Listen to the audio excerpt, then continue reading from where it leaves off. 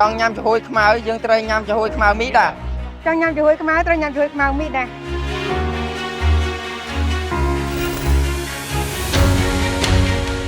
សូមអរគុណដល់ក្រុមហ៊ុនមីដាដែលតែងតែឧបត្ថម្ភរៀងរាល់ឆ្នាំដល់បេក្ខជនដែលប្រឡងក៏ដូចជាឧបត្ថម្ភសម្រាប់ក្រុមការងារដែលនៅទីតាំងមណ្ឌលប្រឡងទាំងអស់សម្រាប់ក្រុមការងារសសយកផងដែរអរគុណ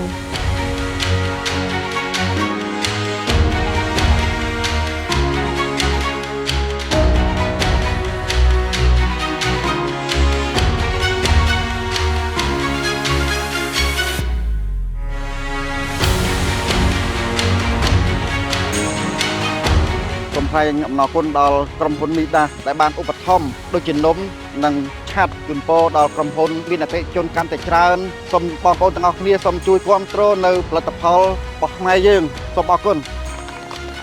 ចង់ញ៉ាំចំហុយខ្មៅត្រូវតែញ៉ាំចំហុយខ្មៅមីដា